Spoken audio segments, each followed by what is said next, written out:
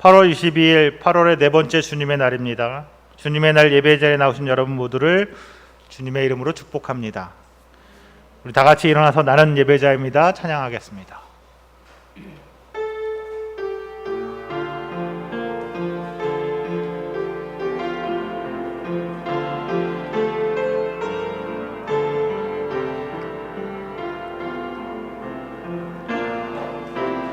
나는 하나님을 예배하는 예배자입니다.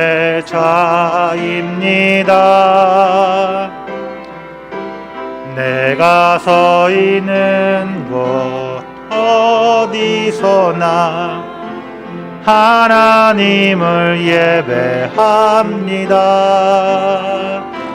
내 영혼 거룩한 은혜를 향하여 내 마음 완전한 하나님 향하여 이곳에서 바로 이 시간 하나님을 예배합니다.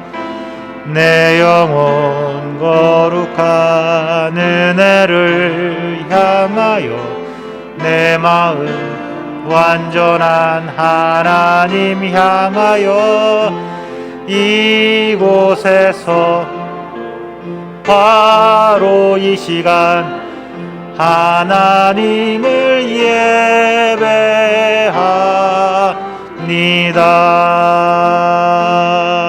예배합니다. 아멘. 아멘. 다 앉으시고 가장 고상한 기쁨 S19로 하나님 앞에 예배를 드리도록 하겠습니다. 시작. 가장 고상한 기쁨. 사람으로 하여금 가장 능률을 내게 하고 모든 어려움을 이기게 하는 힘은 기쁨입니다. 무엇이든지 기쁨을 가지고 행동하는 사람은 막을 수가 없습니다.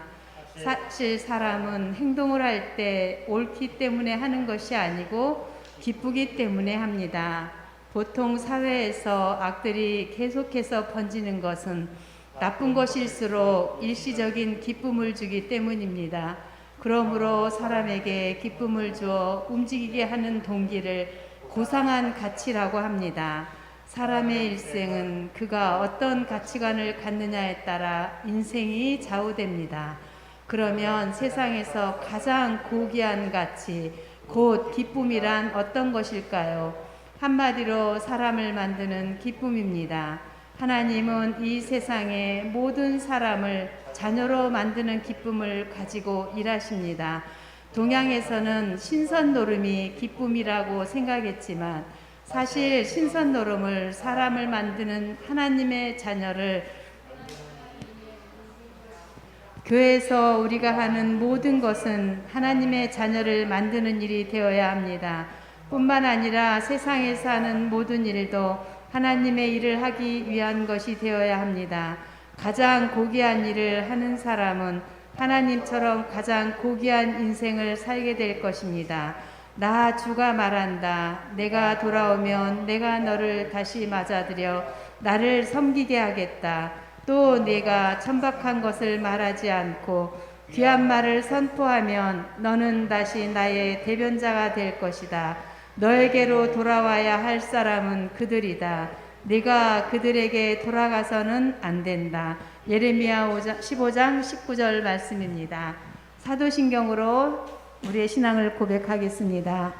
전능하사 천지를 만드신 하나님 아버지를 내가 믿사오며 그 외아들 우리 주 예수 그리스도를 믿사오니 이는 성령으로 잉태하사 동정녀 마리아에게 나시고 본디오 빌라도에게 고난을 받으사 십자가에 못 박혀 죽으시고 장사한 지 사흘 만에 죽은 자 가운데서 다시 살아나시며 하늘에 오르사 전능하신 하나님 우편에 앉아 계시다가 저리로서 산자와 죽은 자를 심판하러 오시리라. 성령을 믿사오며 거룩한 공회와 성도가 서로 교통하는 것과 죄를 사하여 주시는 것과 몸이 다시 사는 것과 영원히 사는 것을 믿사옵나이다. 아멘.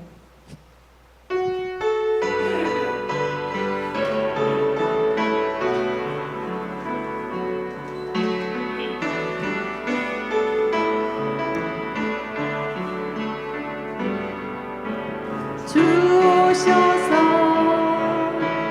죽으시고 다시 부활하심으로 이미 임한 하나님 나라 하나님 주님 오셔서 주셔서 죽으시고 다시 부활하심으로 이미 임한 하나님 나라 하나님 주님 다시 오실 때 회복되고 완성되어 영원까지 이어질 나라 하나님 나라 우린 그 나라에 속한 사람들 이 세상 속에 살고 있지만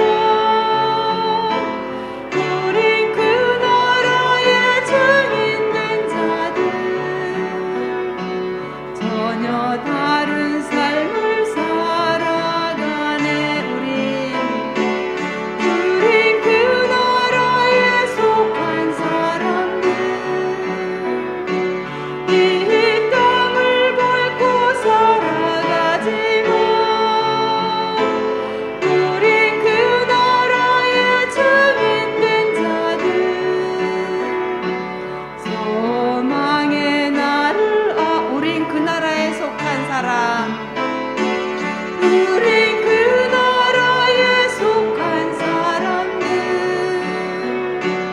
이 세상 속에 살고 있지만 우린 그 나라의 증인된 자들 전혀 다른 삶을 우린 그 나라에 속한 사람 우린 그 나라에 속한 사람들 이 땅을 밟고 살아가지만 우린 그 나라의 증인된 자들 전혀 다른 늘 앞서 주셔서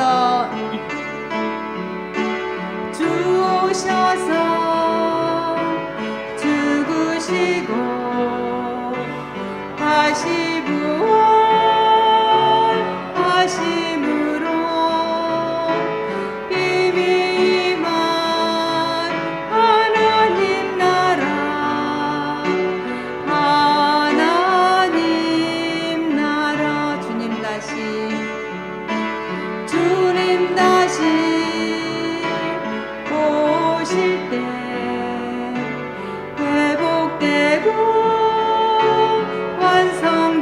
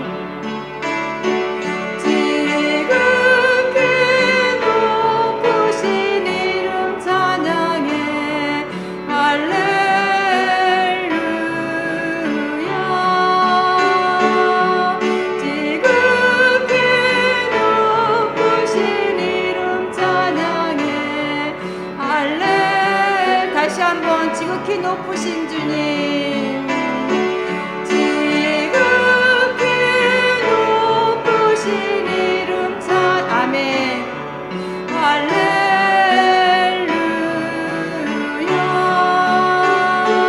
지극히 높으신 이름 찬양해 할렐 다시 한번 내 마음을 다하여 지극히 높으신 주님 지극히 높으신 이름 찬양해 할렐루야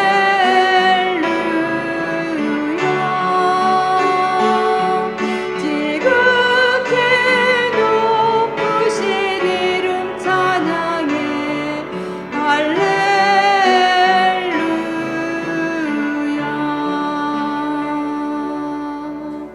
아멘. 우리가 코로나로 인해서 너무 힘듭니다. 과연 이 코로나 때문에 비대면 예배가 계속되고 있어서 과연 내가 믿음을 지킬 수 있을 것인지 찬양을 통해서 다시 한번 우리가 믿음을 굳게 세울 수 있는 시간 되기를 기도합니다.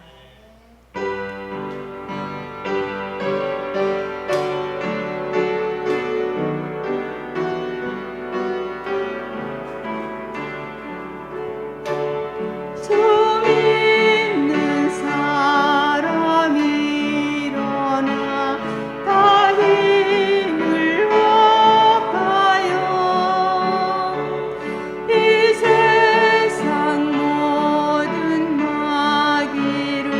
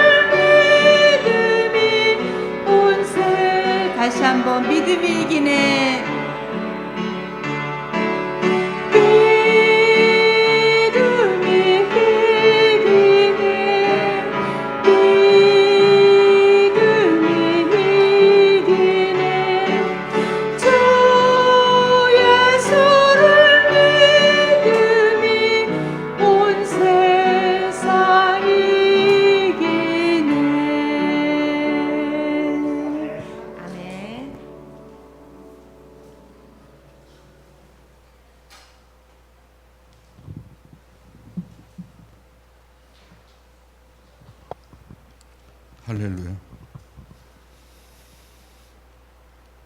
진리의 하나님, 저에게 주님의 사랑 안에서 자유케 하신 은혜에 감사합니다.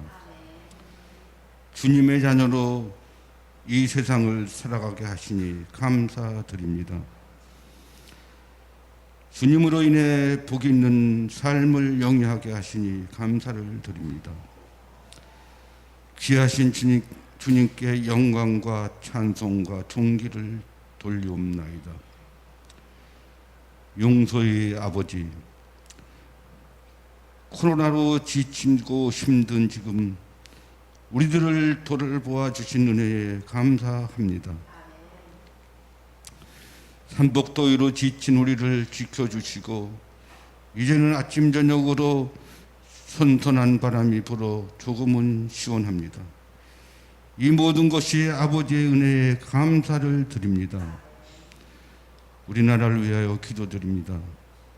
대통령 선거를 앞두고 서로를 비방하는 것을 멈추고 올바른 정책 대결로 국민과 나라를 위하여 봉사할 수 있는 정직한 지도자가 선출될 수 있기를 기도드립니다. 우리 시온교회를 위하여 기도드립니다. 코로나로 말미암아 비대면 예배를 드리고 있습니다.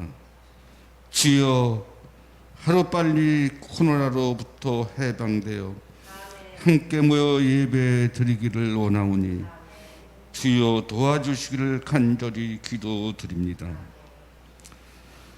오늘도 세상에서 좌절하고 고통받는 주의 백성들을 긍휼히 여기시기를 원합니다.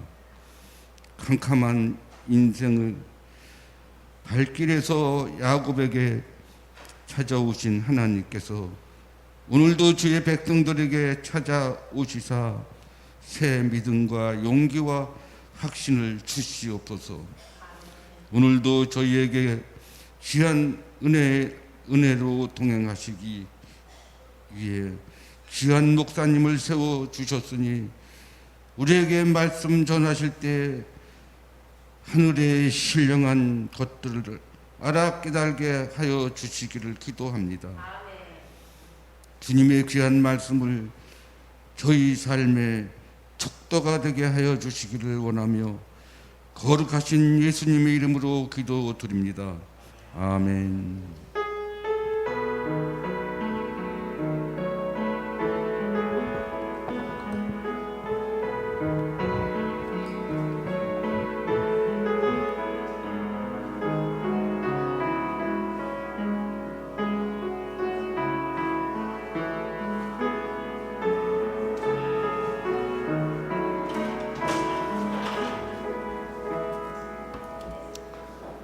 아멘. 여기 불 좀 켜주실래요?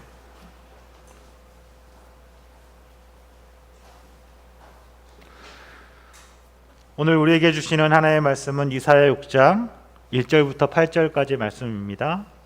저랑 한 절씩 교독하겠습니다. 1장 1절입니다. 우시야 왕이 죽던 해에 나는 높이 들린 보좌에 앉아 계시는 주님을 배웠는데 그의 옷자락이 성전에 가득 차 있었다.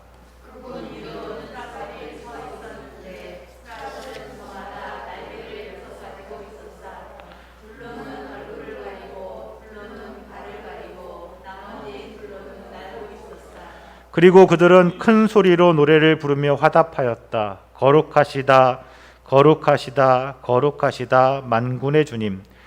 온 땅에 그의 영광이 가득하다. 우렁차게 부르는 이 노랫소리에 문지방에 토가 흘리고 성전에는 연기가 가득 찼다. 나는 부르짖었다. 재앙이 나에게 닥치겠구나. 이제 나는 죽게 되었구나. 나는 입술이 부정한 사람인데 입술이 부정한 백성 가운데 살고 있으면서 왕이신 만군의 주님을 만나 배웠다니. 그때 스랍들 가운데서 하나가 제단에서 타고 있는 숯을 부리개로 집어 손에 들고 나에게로 다가와서 그것을 나의 입에 대며 말하였다. 이것이 너의 입술에 닿았으니 너의 악은 사라지고 너의 죄는 사해졌다. 그때 나는 주님께서 말씀하시는 음성을 들었다. 내가 누구를 보낼까? 내가 어려웠다. 제가 여기에 있습니다. 저를 보내어 주십시오. 아멘. 앉아 주십시오. 오늘도 예배 자리에 나오신 여러분 모두를 사랑하고 축복합니다. 우리 인사하겠습니다. 여전히 똑같이 이번 주도 할까요? 당신은 나는부터 먼저 하죠. 나는 하나님의 사랑받는 자녀입니다. 또 옆에 분이 계시다면 옆에 분을 보시고 당신은 하나님의 사랑받는 자녀입니다. 네, 사랑받는 자녀입니다. 감사합니다. 날씨가 많이 차가워졌지요? 그래요? 조금? 네, 조금 시원해졌습니다. 아침에 새벽녘에 일어나면 이제 찬바람이 창가에 불어오기도 하고 그렇습니다. 그 말씀 드린 이유는 신기한 건 하나님의 섭리가 참 놀랍다는 거지요. 뜨거운 여름에는 이 여름이 언제 갈까? 절대 가을은 오지 않겠다 이런 생각을 하는데 또 어느덧 시간이 지나면 어떻게 느끼냐 하면 새벽에 늘 비슷한 시간에 일어나는데 일어나다 보면 점점 어두워져 가요. 그죠? 지금은 아침 새벽 5시가 컴컴하더라고요. 그죠? 언제는 또 환한 대낮 같은 때도 있었어요. 이게 어두워질수록 이제 날씨가 차가워지는 쪽으로 가고 있는 거고 밝아질수록 더워지는 것도 있고 하나님이 참 신비하게 세상을 만드신 것 같아요. 그 하나님께서 이 코로나도 그렇게 사그라지고 사라지게 하실 줄 믿습니다. 백신을 맞은 분들도 안심할 수 없다고 얘기가 나오고 있긴 하지만 그래도 감사한 건 이렇게라도 예배를 드릴 수 있으니 감사하고 그리고 아직 우리 주변에 그런 분들이 직접적으로 없어서 그것도 또한 감사하고 그래서 더 조심하고 주의해야 되겠습니다.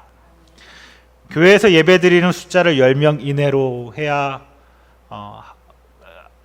적당하여서 그렇게 예배드려 주시면 좋겠다고 말씀드렸는데 그래도 감사한 건 매주 한두 분씩 바뀌어서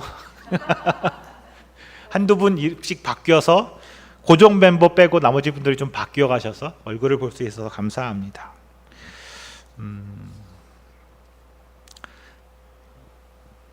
거리두기 단계가 계속 유지되고 있어서 우리 예배 방법도 당분간은 유지될 것 같습니다만 예배가 소홀해지지 않기를 간절히 부탁드립니다.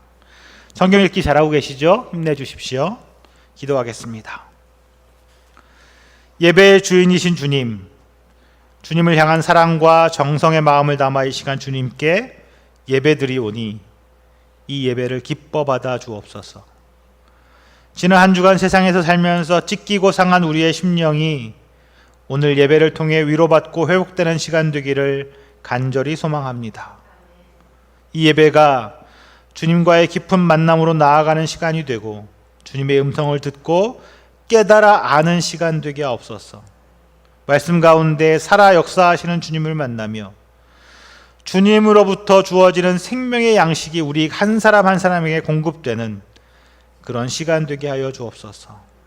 예배의 시종을 주님께 맡기오니 주여 주장하여 주옵소서. 예수님의 이름으로 기도합니다. 아멘.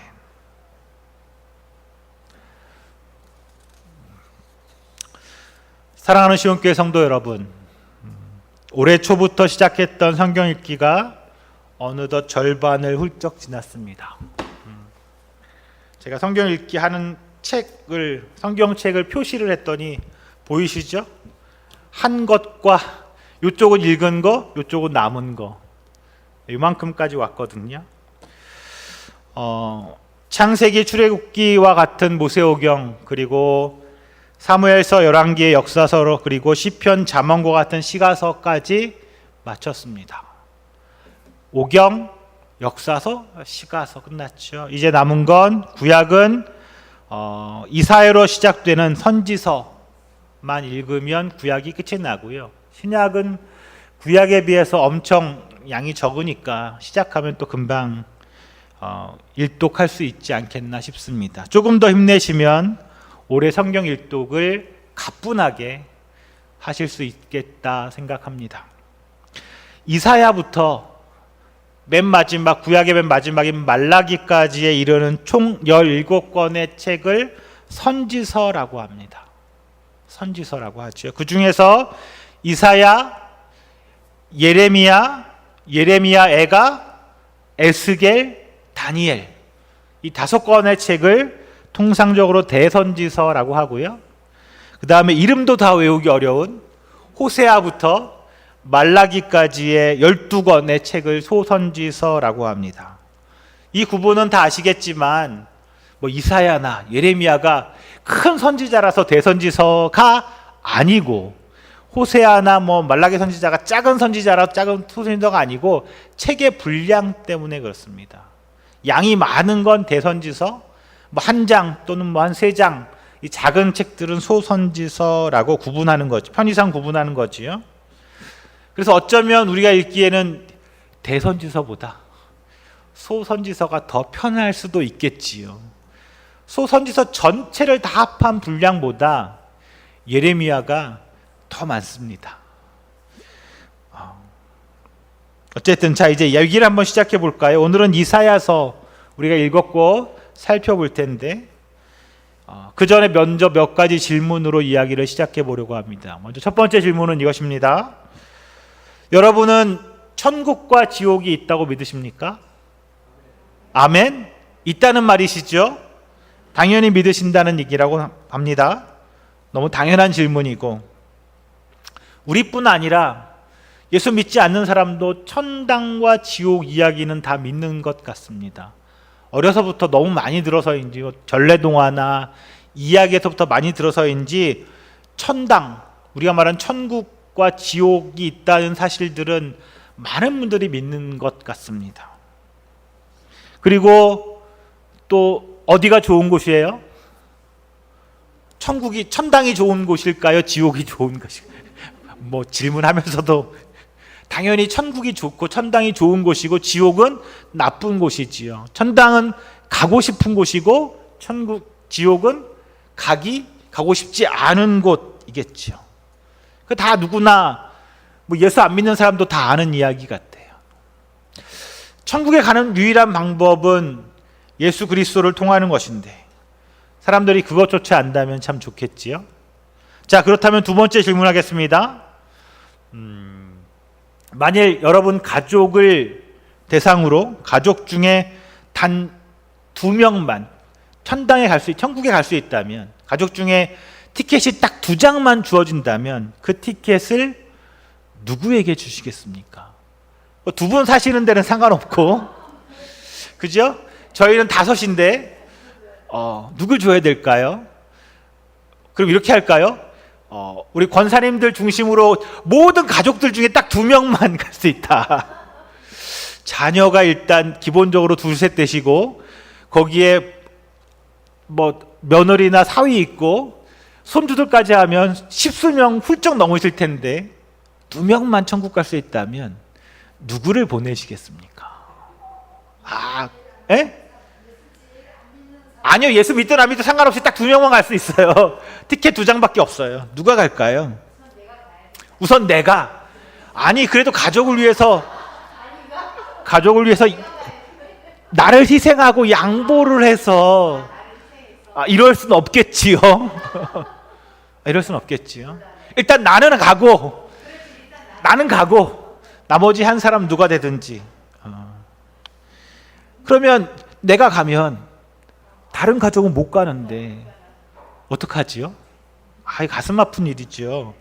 그냥 웃으면서 우리가 이렇게 가슴 아픈 일이에요 이렇게 말할 게 아니라, 막상 정말 천국 문 앞에 갔는데, 천국 문 앞에 저랑 아내 문지수 사모랑 수아, 복인이, 시원이 이게 5이서 갔는데 문지기가 2명만 갈 수 있다. 어떡하지? 어쨌든 저는 가야 되니까 딴 사람은 이럴 수 없잖아요. 얼마나 마음 아프겠어요. 아이들 먼저 보낼까? 나는 애들을 보내고 나는 그럼 어떻게, 나는 고민됩니다. 세 번째 질문입니다. 이 고민의 해결을 위해서 천국 티켓을 판매하기로 했어요. 티켓을 판매하기로 했어요.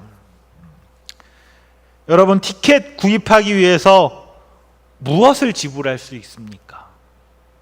아니, 얼마를 지불할 수 있냐가 더 옳은 질문이겠죠? 이 티켓 한 장 사기 위해서 얼마까지 지불할 용의가 있으십니까? 돈으로 산다면, 돈으로 티켓을, 지금부터 티켓, 천국행 티켓을 팔겠습니다. 돈을 많이 내신 순서로 드릴 수 있습니다. 얼마 내실 수 있을까요?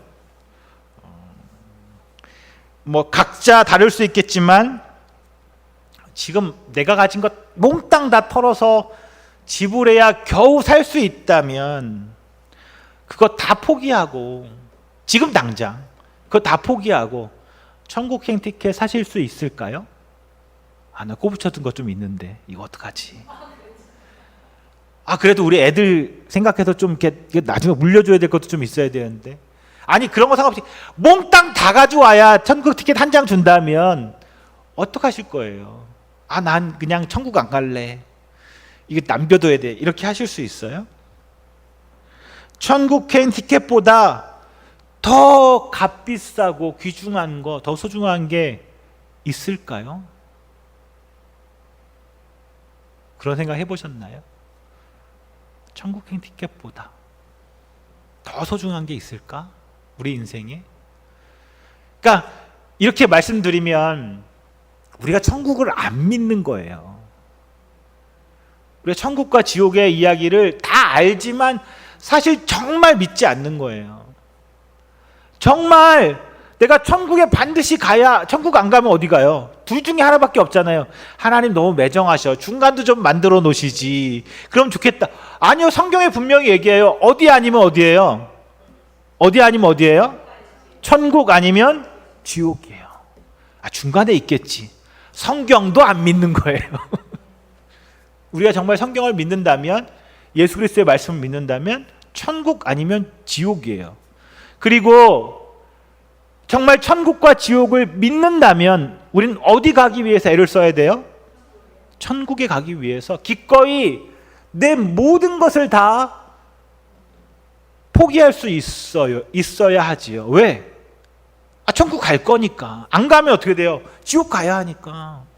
그러니까 사실 그게 정말 믿어진다면 천국행 티켓을 파기 위해서 우리는 전 재산, 아니 내 목숨까지라도 감히 드려야 한다면 드릴 수 있어야 하겠죠. 그게 정말 믿는 사람들 모습이잖아요.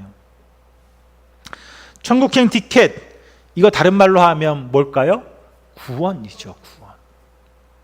구원입니다. 영원한 구원이지요.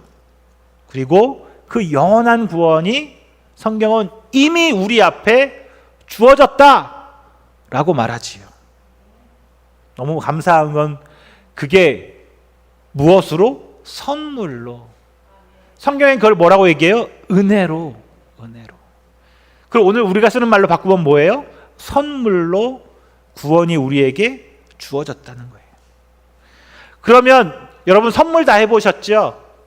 제가 얼마 전에 생일이라서 여러분들이 선물을 보내주셔서 너무 감사한데, 그 선물 보내주고 선물값은 네가 내라.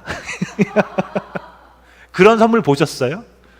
선물집으로 보내주고 선물값은 받은 사람이 내세요, 이렇게 하는 선물 봤어요? 못 보셨죠?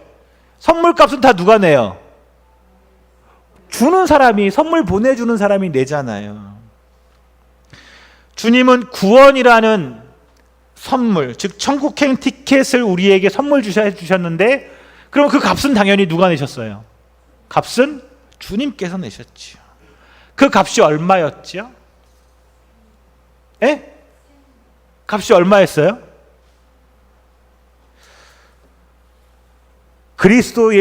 예수 그리스도의 목숨이라는, 우리가 감히 값으로 측정할 수 없을 만큼의 큰 대가를 지불하셨습니다. 아까 앞에 우리가 질문했었는데, 만일에 우리 가족 중에 한 명 살리려면, 한 명 천국에 가려면 한 명 대신 죽어야 된다.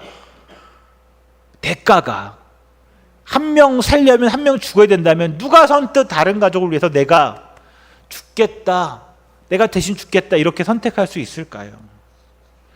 예수 그리스도의 십자가 죽음은 우리의 구원을 위해서 예수님 자신의 생명을 선물의 값으로 대신 지불한 일입니다. 그 값으로 우리가 구원을 선물로 받았지요. 성경은 구원이 선물로 주어졌다고, 은혜로 주어졌다고 말합니다. 공짜라는 말입니다. 우리 좋아하잖아요, 공짜. 공짜란 말입니다. 천국행 티켓인 구원이 공짜인 이유는 그냥 하잘것 없어서가 아닙니다. 사람들은 이렇게 쉽게 생각해요. 하잘것 없이 공짜로 주면 되게 이게 값어치 없다고 생각하거든요. 가끔 우리가 누가 준 선물 받잖아요. 이게 되게 그 선물이 공짜로 주어지다 보니까 이게 되게 하찮게 느껴질 때가 있어요. 이런 말 해도 되나? 우리가 되게 요즘 쉽게 구하는 물건 중에 하나가 뭔지 아시죠? 제가 이렇게 톡톡톡 치고 있는데 뭔지 아시죠? 이게 사실 되게 큰 값을 지불하고 밖에서 사야 하는 건데 우리는 그 값을 다 지불하지 않고 얻다 보니까 이게 되게 하찮게 느껴지는 경우가 있는 것 같아요. 제가 그래서 함부로 주지 말라고 얘기하는 게 그거거든요. 교회에 막 돌아다녀요. 몇 개씩 돌아다녀요. 그래도 아무도 그거를 챙기는 사람을 못 볼 때도 있어요. 그런 것 같아요. 구원이 우리에게 공짜로 선물로 주어지니까 도저히 값을 매길 수 없기 때문에 사실은 공짜로 주신 건데, 우리가 아까 말했잖아요. 구원을 우리의 목숨을 값을 지불해야 된다면 누가 그 구원을 얻을 수 있겠습니까? 다른 사람의 구원을 위해서 내가 대신 목숨을 지불해야 된다면 누가 그 구원 얻을 수 있겠어요? 값을 지불하라고 하면 어느 누구도 구원에 이를 수 없기 때문입니다. 그러나 그래서 하나님은 우리에게 구원이라는 선물을 거저 주셨는지 몰라요. 아니, 그래서 거저 주셨지요. 그러나 그 선물이 나의 것 되기 위해서는 주님께서 나를 위해서 그것을 선물로 주셨다는 그 사실을 내가 인정하고 받아들여야 하는 거죠. 그 주님께서 나를 위하여 죽으신 그 사건이 내 목숨값을 지불한 사건으로 내가 인정하고 받아들여야 하는 것이죠. 그것이 나에게 다가와야 하는 거예요. 그걸 인정할 수 없다면 그 선물은 남의 것이 될지도 모릅니다. 다른 사람에게 가겠지요. 사랑하는 시온교회 성도 여러분, 지난 수요일부터 이제 우리가 이사야를 읽기 시작했는데요. 이사야가 분량이 좀 많아서 이번 주간 그리고 다음 주간 정도까지 읽어야 될 것 같아요. 열심 내주십시오. 이사야는 다른 선지서와 마찬가지로 이스라엘 민족을 향한 하나님의 책망과 심판 그리고 구원과 회복의 이야기가 있습니다. 사실 성경을 읽다 보면 이런 책망과 심판 이런 이야기가 많지요. 자주 보게 됩니다. 그래서일까요? 우리가 이런 이야기 읽다 보면 좀 지루하고 반복되는 것 같고 식상하게 느껴집니다. 하나님이 너희를 책망할 거야, 하나님이 너희를 심판할 거야, 이런 이야기를 너무 자주 보니까 이게 그냥 식상하고 별로 마음에 와닿지 않은 것 같아요. 그런데 주님께서는 왜 그렇게 자주 반복해서 우리가 별로 듣고 싶어하지 않은 이야기를 하시는 걸까요? 제가 그제도 저녁에 아이들과 밥 먹다가 시온아 밥 먹어라 이 얘기를 한 5번에서 10번은 한 것 같아요. 왜 해요? 밥 안 먹으니까 밥 먹으라고 얘기하는 거지. 아니 그냥 내비두지. 남의 아이 같으면 제가 그렇게 하겠어요? 남의 집 아이 같으면 밥 먹든지 말든지 뭐 지가 알아서 하겠지 이렇게 생각하겠지만 누구 아이니까 제 아이니까 우리 아이니까. 부모가 자녀에게 잔소리를 왜 할까요? 자녀 위해서지요.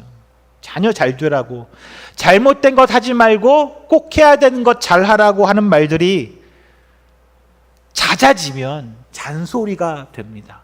잦아지면 잔소리도 알지만 부모도 하기 싫지만 어쩔 수 없어서 자녀를 위해서 계속 말하게 되지요. 마찬가지로 하나님의 잔소리, 이 하나님의 잔소리처럼 들리는 책망과 심판의 이야기는 우리에게 돌아오라라는 뜻입니다. 뭐 하라고요? 돌아오라고요. 제발 돌아오라는 하나님의 속상함의 표현이지요. 우리를 너무 사랑하시지만 우리가 주님을 떠나서 잘못된 길을 가고 있는 것을 그대로 보고만 있을 수 없으시기에 야단치시는 것입니다. 그래서 우리는 그 책망과 심판의 이야기를 보면서 그 가운데 울고 계시는 하나님의 마음을 볼 수 있어야 합니다. 큰 소리로 야단치지만 속으로 울고 계시는, 우리를 향하여 안타까워하며 우리를 바라보시는 그 하나님의 마음을 볼 수 있어야 합니다. 이사야 1장부터 5장까지에는 이스라엘 민족, 특별히 남유다 왕국을 향하여 말씀하시는 하나님의 책망과 심판의 이야기가 기록되어 있습니다. 이미 이 이사야 이야기가 나올 때 이미 북쪽 이스라엘은 아시리아의 침략에 의해서 나라가 완전히 망해버렸습니다. 북쪽 이스라엘 민족은 뿔뿔이 흩어져고 이제 남쪽 유다 왕국만 남았습니다. 유다에게 북쪽 이스라엘을 거울 삼아서 하나님의 뜻을 따라 하나님의 뜻에 순종하여 살아가야 한다고 이사야 선지자가 말하고 있는 거지요. 그러나 이 유다 민족 역시 이 소리에 귀 기울이지 않습니다. 하나님은 내가 더 기다릴 수는 없다라고 말씀하시는 것 같아요. 심판의 때가 가까웁니다. 이제 곧 유다도 망하게 되겠지요. 하나님의 심판이 이루어집니다. 나라는 망하고 백성은 뿔뿔이 흩어집니다. 하지만 이런 사건을 우리가 깊이 생각해 보아야 합니다. 이스라엘 민족에게는 이런 심판이, 이런 일이 오히려 하나님의 축복이 아닐까요? 왜지요? 왜일까요? 왜 하나님의 심판이 축복일까요? 심판이 있어야 회복이 있습니다. 심판을 통해서 깨닫고 회개가 이루어져야 다시금 진정한 회복과 부흥이 일어납니다. 뜨거라! 한번 느껴야 그러면 안 되겠구나. 하나님 앞으로 돌아가야겠구나. 그것들을 하게 된다는 거지. 우리도 마찬가지 아닙니까? 우리가 죄로 인해서 하나님을 멀리하고 살아간다면 우리에겐 영원한 죽음만 있습니다. 하나님부터 멀리 떨어져 살아간다면 아까 앞에 우리가 얘기했던 것처럼 천국과 지옥 어디만 있어요? 지옥만 있겠지. 지옥에 가게 된다는 뜻입니다. 그때 그런 우리에게 무엇이 하나님의 은혜일까요? 우리가 스스로 죄의 문제를 깨닫고 우리에게 있는 이 죄의 문제를 깨닫고 하나님께 돌아오도록 우리에게 고난을 통해서라도 알려주시는 것, 아니면 그냥 우리 마음대로 우리 멋대로 살도록 내버려 두시는 것, 여러분은 어떤 걸 원하십니까? 하나님 내 인생 내 마음대로 살 테니까 참견하지 마세요. 이게 맞을까요? 아니면 하나님이 적극적으로 개입하셔서 때론 우리를 힘들게 하셔도 우리가 그것을 통하여 하나님으로부터 다시 하나님에부터 떨어져 있음을 깨닫고 돌아가는 것, 무엇이 옳을까요? 여러분은 어떤 것을 원하십니까? 바울은 로마서 1장 28절에서 이렇게 말합니다. 사람들이 하나님을 인정하기를 싫어하므로 하나님께서는 사람들을 타락한 마음자리에 내버려 두셔서 해서는 안 될 일을 하도록 놓아두셨습니다. 지난번에 전진영 목사님도 설교 때 이 말씀을 자주 하시던데, 책망하시고 심판하는 것보다 더 무서운 일은 그냥 내버려 두는 일입니다. 하나님이 모른 채 하시는 겁니다. 간섭하지 않으시는 거예요. 아무 말도 안 하시는 거예요. 우리가 어떻게 살든지 관여하지 않으시는 것입니다. 그냥 우리를 포기하시는 것이지요. 이것이 어쩌면 가장 큰 벌이고 가장 두려운 일입니다. 그러나 책망과 심판은 아직 우리에게 기회가 남아있다는 뜻입니다. 아직 우리에게 돌이켜 회개할 시간이 있다는 뜻입니다. 그래서 하나님의 책망도 하나님의 심판도 도리어 우리에게 은혜가 됩니다. 아멘. 오늘 본문의 이야기는 이사야가 하나님을 만난 이야기입니다. 이사야 선지자가 하나님을 만나고 소명을 받는 장면이지요. 우선 그는 그가 만난 하나님의 모습을 자세히 기록합니다. 우리 말씀을 같이 볼까요? 1절부터 4절까지 말씀을 저랑 교독하겠습니다. 1절부터 제가 읽고 2절 읽고 이렇게 해주세요. 1절, 우시야 왕이 죽던 해에 나는 높이 들린 보좌에 앉아 계시는 주님을 배웠는데 그의 옷자락이 성전에 가득 차 있었다.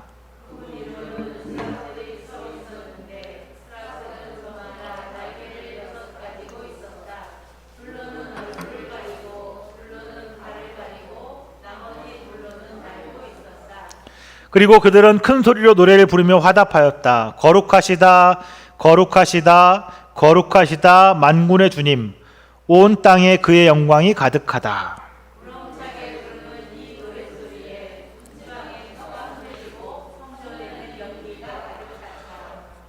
이 본문에 나타난 하나님의 모습은 이런 겁니다. 하나님이 어디에 앉아 있어요? 높은, 우리가 올려다봐야 되는 높은 보좌에 앉으셨습니다. 그리고 긴 옷자락을 펄럭펄럭 휘날리고 계시지요. 여러분 상상이 되십니까? 높은 보좌에서 긴 옷자락을 펄럭이며 앉아 계시는 모습. 무슨 모습이 상상되나요? 어떤 모습? 바로 왕의 모습이지요. 왕의 높은 보좌에서 큰 화려한 옷을 입고 앉아서 펄럭이며 위대한 왕의 모습이 상상됩니다. 더군다나 이 왕의 주변에 천사들이 둘러싸고 있고 그들은 입으로 거룩하다, 거룩하다, 거룩하다 이 얘기를 반복하고 있는 거죠. 그 소리가 얼마나 큰지 이 성전터가 다 흔들릴 정도입니다. 주변에 하나님이 임재 계신 곳에 이 자욱한 연기가 자욱하게 끼어 있는 거죠. 새끼나라고 하는데 자욱한 연기가 쫙 끼어 있는 겁니다. 우리가 TV에 보면 드라이 아이스 쫙 뿜어 나오는 것처럼 바닥에 연기가 쫙 있는 거죠. 신비로움의 극치입니다. 감히 그분 앞에서 얼굴을 들기조차 불가능한 상태이지요. 바로 이런 하나님의 모습이 거룩입니다. 거룩. 우리가 차마 눈을 들어 바라볼 수 없는 그분, 신비로움과 경이로움으로 가득 찬 상태, 이 거룩함으로 가득 차 있는 그분이 바로 우리의 하나님이시지요. 하나님 자신이 거룩하다는 겁니다. 그리고 우리는 그 하나님, 그 거룩한 왕이신 그 거룩한 하나님을 아버지라고 부릅니다. 사실 우리가 자꾸 그렇게 부르다 보니까 우리가 기도할 때도 그러잖아요. 쉽게 아버지 하나님, 하나님 아버지 이렇게 부르다 보니까 하나님을 좀 쉽게 생각하는 경향이 있습니다. 무엇이든 다 말만 하면 들어주시고 사랑으로 감싸주시는 분이라고 생각합니다. 그러니까 필요하면 찾고 필요하지 않으면 그냥 내 뜻대로 내 마음대로 해도 되는 거라고 생각하기도 하지요. 그런데 오늘 본문에 보면 하나님을 찬양하기 위해서 하나님 주변에 둘러싸고 있는 천사들조차도 감히 하나님의 얼굴을 바라볼 수 없어서 날개로 얼굴과 발을 가리고 있다라고 말합니다. 천사조차도 하나님 앞에서 얼굴을 들고 다닐 수 없다는 말이지요. 천사조차도 하나님 앞에서 자신의 부끄러움을 가려야 한다라는 말입니다. 그러니 그분 앞에 선 이사야는 그 순간 자신을 돌아보면서 자신의 부끄러움을 깨달았습니다. 5절에서 이렇게 말하죠. 제가 읽어보겠습니다. 나는 부르짖었다. 재앙이 나에게 닥치겠구나. 이제 나는 죽게 되었구나. 나는 입술이 부정한 사람인데 입술이 부정한 백성 가운데 살고 있으면서 왕이신 만군의 주님을 만나 배웠다니. 이게 무슨 말일까? 거룩하신 하나님 앞에 선 이사야는 하나님 앞에 선 자신을 그 자신을 깨닫고 내가 하나님 앞에 서 있구나. 그걸 깨달았을 때 즉시로 무엇도 깨달았어요? 내가 죄인인데 이제 죽겠구나. 이제 죽겠구나라는 걸 깨닫다는 거죠. 거룩하신 하나님 앞에 선 순간 비교적 세상에서는 그래도 내가 선지자인데 나름 깨끗하게 하나님 잘 믿고 살았다고 말할 수 있던 그랬다 하더라도 하나님 앞에 선 순간 내 안에 있는 이 죄의 모습들이 다 드러날 수밖에 없는 거죠. 그분의 거룩하심 앞에서 우리의 숨겨진 죄가 낱낱이 드러날 수밖에 없습니다. 그리고 죄의 결과가 죽음이지요. 그러니 그 하나님 앞에 선 이사야는 이제 내가 죽겠구나, 내가 죽을 수밖에 없겠구나, 그것을 깨닫게 되는 거죠. 그리고 그 다음 6절과 7절의 일이 벌어집니다. 놀라운 장면입니다.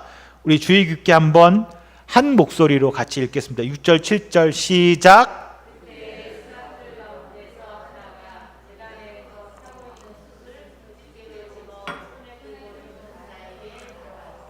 그것을 나의 입에 대며 말하였다. 이것이 너의 입술에 닿았으니 너의 악은 사라지고 너의 죄는 사해졌다. 아멘. 죄인임을 깨닫고 감히 하나님 앞에 설 수 없음을 깨닫고 두려움에 휩싸여 있던 이사야를 하나님은 이사야의 모든 죄를 용서하시는 거죠.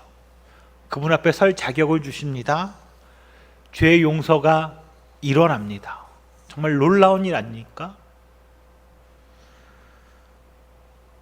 이사야가 거룩하신 하나님을 대면하고 죄를 용서받는 이 장면은 정말 이사야에게 놀라운 경험이었을 겁니다. 그런데 이걸 자세히 보다 보니까 좀 이상하다라는 생각도 들더군요. 제가 뭐가 이상했을까요? 여러분, 이사야가 죄를 용서받는 장면이 마냥 은혜롭기만 하다라고 생각이 드십니까? 이사야의 죄를 용서하신 장면을 다시 한번 생각해 보십시오.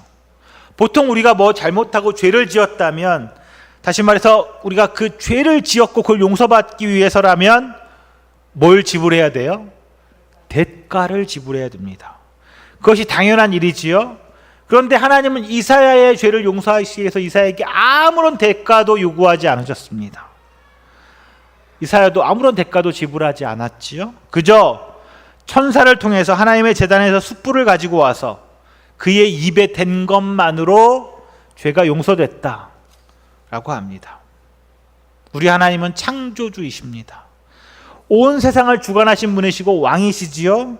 하나님의 높으신 권위와 능력은 우리의 죄를 그저 제단에 있는 숯불 하나로 용서하실 수 있는 분이십니다. 더 나아가면 그냥 말 한마디로 너 지금부터 죄 없다고 할게 라는 말 한마디로 용서하실 수 있는 분이시라는 뜻입니다. 그런데 그분께서 우리의 죄를 용서하시기 위해서는 아주 특별한 일을 하셨습니다. 그게 뭘까요? 하나님은 단지 말 한마디면 충분할 우리의 죄의 문제를 해결하기 위해서 자신의 하나밖에 없는 아들을, 독생자 예수의 죽음이라는 대가를 지불하게 하셨습니다. 예수 그리스도의 죽음, 그것을 용서의 대가로 지불하셨지요. 왜 하나님은 그냥 말 한마디면 될 일을, 그 쉬운 방법을 놔두고 굳이 그 귀중한 것을 대가로 지불하는 어려운 방법을 택하셨을까요? 이사야에게 보여주신 하나님의 죄의 용서는 하나님의 권위를 보여주는 거죠. 하나님이 얼마나 대단한 권위가 있으신 분인가. 그만큼 그분은 거룩하시고 높으신 분이고 권위와 큰 능력을 가지신 분이란 뜻입니다. 그런데 그런 분이 우리를 위해서는 대신 직접 인간의 몸을 입으시고 이 땅에 오셔서 죽는 방법을 택하셨습니다. 하나님은 그 아들을 십자가의 죄의 대가로 내어놓으셨습니다. 완전한 인간의 고통 속에서 하나님의 아들인 예수 그리스도는 죽음을 맞았습니다. 그리고 그 대가로 오늘 우리는 죄의 용서를 얻었습니다. 왜 하나님은 그런 방법을 택한 걸까요? 아시겠지만 그것은 하나님의 약속 때문입니다. 죄의 대가는 오직 죽음밖에 없다는 그분의 말씀, 그분의 약속 때문이죠. 하나님이 정하신 그 법 앞에서 하나님 역시 그 법을 따르는 것입니다. 그것이 그분의 공의라는 것이죠. 공의로우신 하나님은 나는 예외야, 그게 아니라 하나님이 정하신 그 법에 하나님 자신도 그 법을 따르시는 것이죠. 정의로움, 그것은 비록 하나님이라도 반드시 지켜져야만 하는 것입니다. 하나님 법 앞에서 누구도 예외는 없습니다.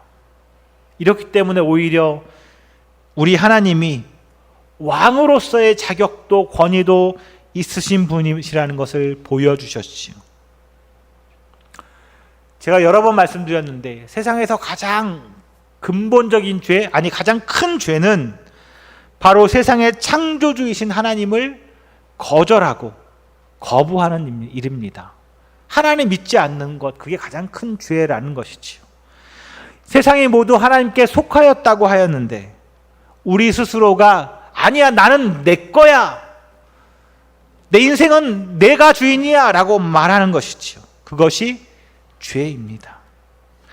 이스라엘 역시 하나님의 나라 백성으로 세워졌는데, 그렇게 하기로 약속했는데 주인이신 하나님을 거부하고 스스로의 뜻에 따라 온갖 악행을 저지르며 살아갑니다.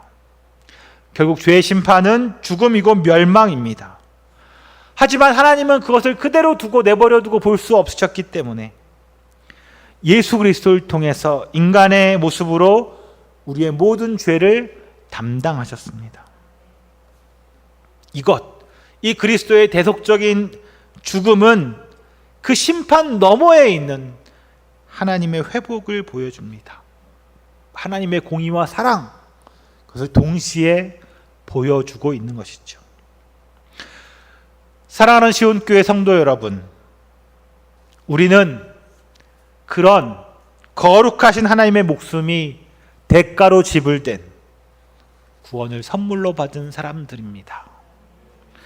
값없이 주어진 구원의 선물, 이 천국행 티켓이 얼마나 대단한 값이 있는 건지를 다시 한번 절감할 수 있기를 소망합니다. 그리고 그 구원을 선물로 받은 사람들의 반응을 하나님께서는 오늘도 기다리고 계시지요. 우리 8절의 말씀을 같이 한번 읽어보겠습니다. 마지막 절이죠. 8절, 그때에, 한 목소리로 읽겠습니다. 시작. 그때에 나는 주님께서 말씀하시는 음성을 들었다. 내가 누구를 보낼까? 누가 우리를 대신하여 갈 것인가? 내가 아뢰었다. 제가 여기에 있습니다. 저를 보내어 주십시오. 아멘. 하나님으로부터 이 죄사함, 이것을 경험한 이사야는 몹시도 흥분한 상태였습니다. 정말 기쁜 나머지 내가 뭐 해야겠구나 라는 생각을 했겠지요. 그때 하나님이 말씀하셨습니다. 이렇게, 내가 저들을 위해서 누군가를 보내야 할 텐데 누가 갈까? 누가 적당할까? 이렇게 혼자 읊조리셨습니다. 이 말을 들은 이사야는 몹시 흥분한 상태에서 혼자 손을 들고 하나님 앞에 저요 이렇게 말하는 거지요. 저요 제가 가겠습니다. 하나님, 제가 저들을 위해 가겠습니다. 이 이사야의 마음 여러분 짐작되십니까? 우리 역시 예수 그리스도의 죽음과 부활이라는 놀라운 사건을 통해서 구원을 얻은 사람들입니다. 여러분은 이사야처럼 하나님의 보내심에 선뜻 응하시겠습니까? 정말 우리에게 주어진 그 은혜가, 그 구원의 은혜가 얼마나 대단한가를 절감한다면 우리 안에 당연히 감동이 넘칠 수밖에 없습니다. 그리고 그 감동은 우리에게 잠잠히 지낼 수 없게 합니다. 죽을 수밖에 없는 내가 생명을 얻다니, 내가 죽을 수밖에 없었는데 예수님 때문에 새 생명을 얻었고 내가 살았구나. 내가 이 일을 안다면 어떻게 감히 잠잠히 입 다물고 조용히 지낼 수 있겠습니까? 누가 시키지 않아도 동네방네 떠들고 다니는 거 너무 당연하지 않을까요? 복음서에 보면 예수님께서 병자들과 귀신 들린 자를 고치시는 장면들이 나옵니다. 고치시고 나서 예수님이 이렇게 말해요. 조용히, 쉿 조용히, 눈에만 알아, 아무한테도 말하지 마, 이렇게 말했는데 그들이 나가서 어떻게 했어요? 온 동네방네 떠들고 다닙니다.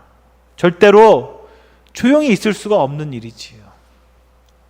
우리의 구원이라는 게 이 예수님의 향하신 병고침이나 귀신 들림을 고치는 것보다 더 작은 일일까요? 더 보잘것없는 일일까요? 아니요. 우리에게 영원한 생명이 보장되었다는 일은 그것과는 비교될 수 없을 만큼 더 큰 일입니다. 하나님 나라에서 보장된 우리의 영원한 생명, 그것은 작은 일일 수 없습니다. 구원의 감격은 병 고침보다, 귀신 들림보다, 그것을 고치는 기적보다 더 큰 기적이겠지요. 그러니 우리가 어떻게 잠잠할 수 없습니다. 지난 주간에 일산에 있는 목사님 만나서 긴 시간 이야기를 나눈 적이 있습니다. 처음에 코로나로 인해서 예배가 멈추었을 땐 작년 봄쯤이죠. 코로나 때문에 처음 예배가 멈추었을 땐 모두들 위기의식을 가지고 어떻게든 성도의 본분을 지키려고, 우리가 처음 영상으로 녹화해서 이 편집한 분을 보내며 이렇게 어렵게 예배드릴 땐 사람들이 어쨌든 그럼에도 불구하고 저에게 목사님 괜찮아요, 저뿐 아니라 교회들마다 다 그랬던 것 같아요. 성도의 본분을 지키려고 애쓰려고, 괜찮다고, 우리가 힘내자고, 이런 이야기들이 참 많았는데 문을 닫았다 문을 열었다 문을 닫았다 몇 번 반복이 되니까 이제는 사람들도 많이 지치기도 하고 조금 나태해지기도 하는 것처럼 느껴진다고 안타까워했습니다. 신앙은 식어가고 복음의 기쁨은 점점 사그라집니다. 믿음은 식상해지고 예배도, 기도도, 찬양도 그냥 습관처럼 주일에만 한번 하면 되는 통과 의례처럼 되는 것이 아닐까 걱정됩니다. 물론 우리가 지금 처한 상황이 상황인지라 그럴 수밖에 없다는 것을 10분 이해가 되긴 하지만, 그래도 그러면 안 되는데 안타까워하는 것이 목회자들의 마음입니다. 교회가 공동체로 함께 서로 교제하며 구원의 기쁨을 나누고 위로하며 그렇게 살아가야 하는데 그럴 수 없음이 답답하고 막막합니다.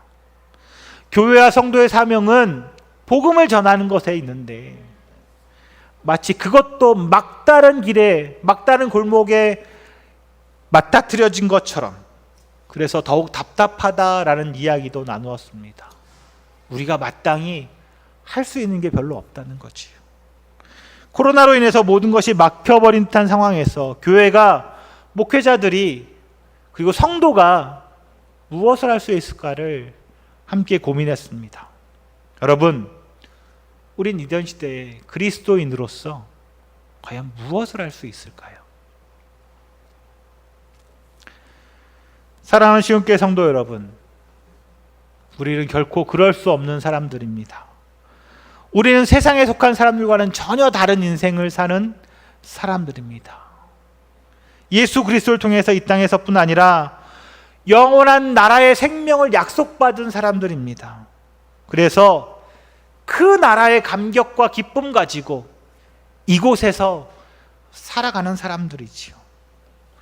세상에 살 때 시련과 고통과 어려움과 삶의 고난이 있을 수 있지만 결코 그것은 우리에게 영원히 속한 것이 아닙니다. 우리는 그런 시련과 고난 너머에 기쁨이 보장된 사람들이지요. 혹시 여러분 지금 고난과 고통 중에 계십니까? 그렇다면 그 어려움이 어디에서 온 것일까를 한번 깊이 묵상해 보십시오. 혹시 내가 하나님 뜻 거부하고 내 뜻대로 살다가 벌어진 일이라면 이제 돌이키고 하나님 앞으로 돌아와야 합니다. 다시 주님을 향해 방향을 돌려야 합니다. 회개하고 돌이키는 것이 필요합니다. 하지만 반대로 나 때문이 아니라 이 깨어진 세상에서 주님을 거절하고 거부하고 주님 믿는 사람들을 박해하는, 세상이 우리를 미워한다고 말했던 그 세상 가운데서 주님의 뜻을 따르기 위해서 살다 보니까 견뎌내야 하는 고난이라면 여러분 힘을 내십시오. 더욱 힘을 내주십시오. 더욱 열심을 내주십시오. 예수 그리스도의 복음을 전하는 자로서의 삶을 살아가려고 우리 애써 주십시오. 주님께서 그런 우리와 함께 하실 것입니다. 자신의 목숨이라는 이 대단한 엄청난 것을 대가로 지불하신 주님께서 그렇게 얻은 자녀인 우리를 결코 내버려 두지 않으실 것입니다. 비록 코로나로 인해서 우리가 무엇하기 어려운 상황이더라도 우리는 이 땅 가운데서 구원받은 자로 기쁨의 삶을 매일 증명하며 살아가야 합니다. 아니, 우리는 이미 그렇게 살고 있지요. 내가 받은 구원의 기쁨을 함께 누리며 그것들을 소문내며 살아갑니다. 너무 기쁜 나머지 동네방네 그 소식을 전하며 살아갑니다. 그것이 우리의 모습이지요. 오늘도 주님이 말씀하십니다. 누가 갈까? 누가 갈고 누가 갈까요? 제가 가겠습니다. 제가 그 소식 전하겠습니다. 제가 그들을 만나겠습니다. 그 고백이 우리 모두에게 있기를, 우리 모두에 함께하기를 간절히 소망합니다. 그러실 여러분 모두를 사랑하고 축복합니다. 우리 보좌 앞에 모였네. 악보에 있는 찬양 같이 하고 말씀을 기억하며 기도하겠습니다.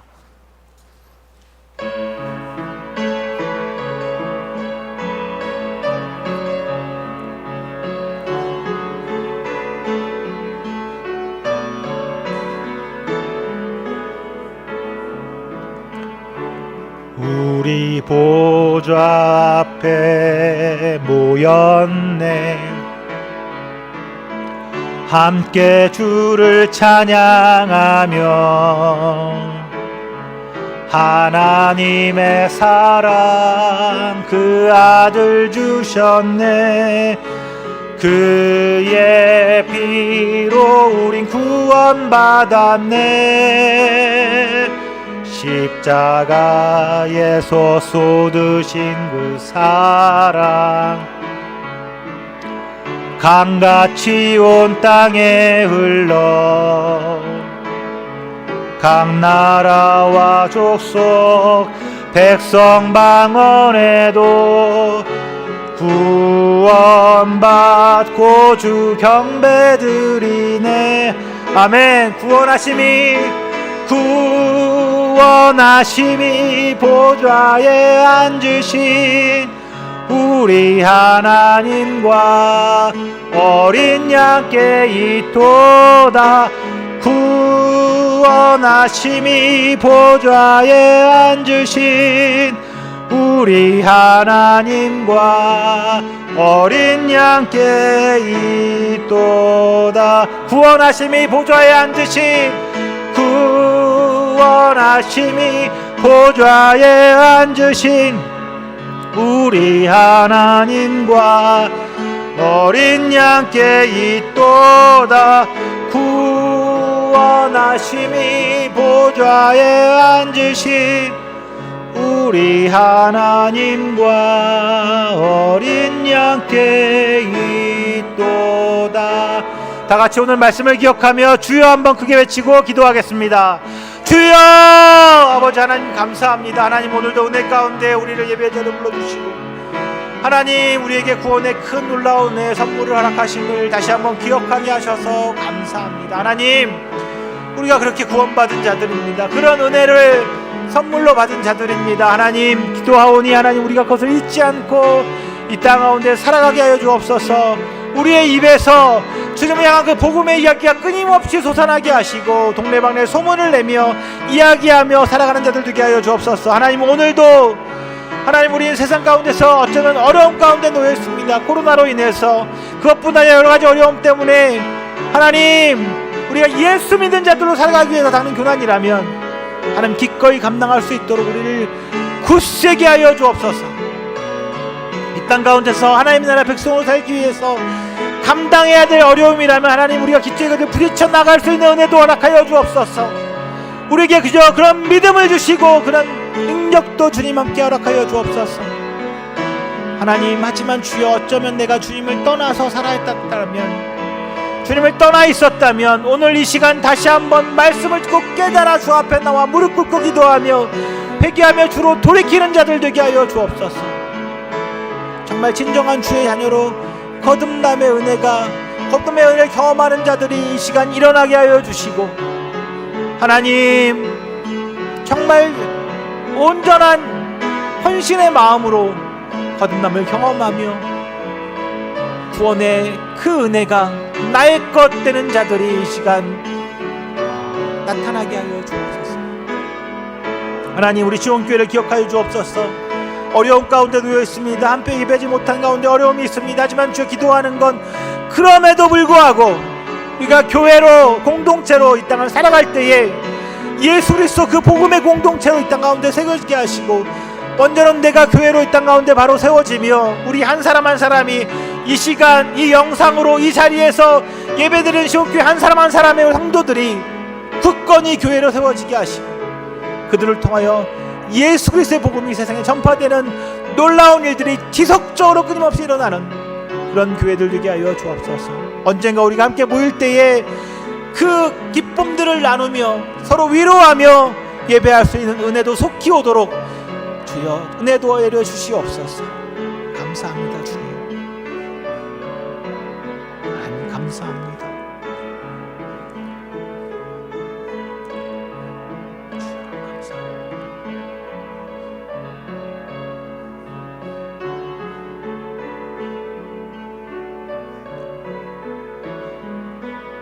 감사합니다 주님.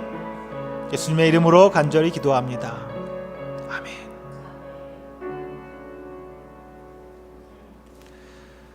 우리 내게 주신 주님의 은혜 찬양하며 준비한 예물을 주님께 드리겠습니다.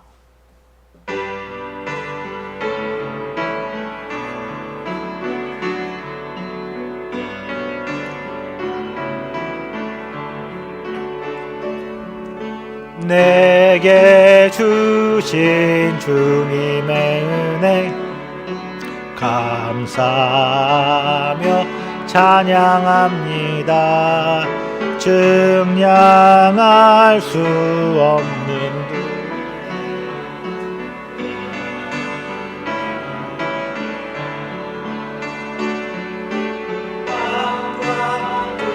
뜻과 정성 다해 주님께 드립니다. 하나님의 나라 위에 기쁘게 받아주소서. 기도하겠습니다. 하나님 아버지, 거룩하신 하나님 아버지께 한없는 영광을 올리며 감사를 드립니다. 주님 앞에서 죄인일 수밖에 없는 우리들을 긍휼함으로 사랑해 주시고 주님의 아들 예수 그리스도를 통하여 구원의 선물을 받게 하시니 더욱 감사합니다. 그 크신 사랑에 감격하며 이 세상에서 그리스도인으로 살아가기를 기도합니다.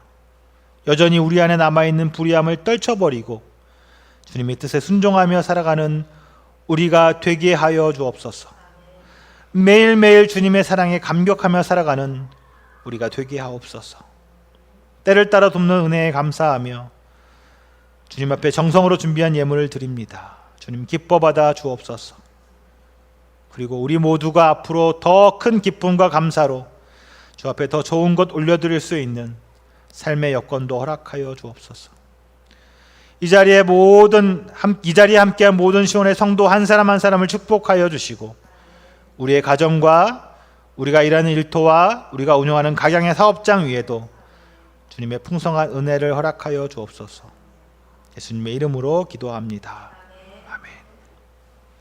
우리 같이 주기도문 찬양하고 축도로 예배 마치겠습니다.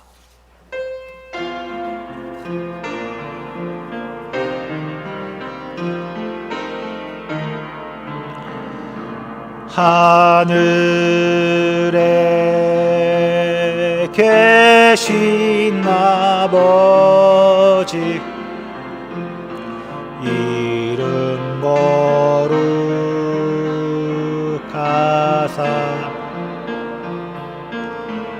주님 나라 임하시고 뜻이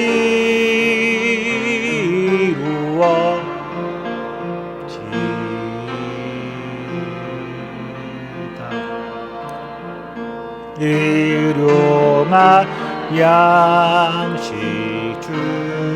주시고 우리들의 큰 죄 다 용서하시고 하옵시고 또 시험에 들게 마시고 악에서 구원하소서.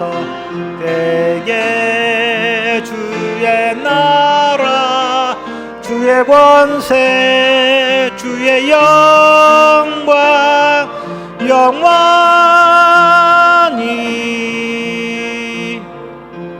아멘.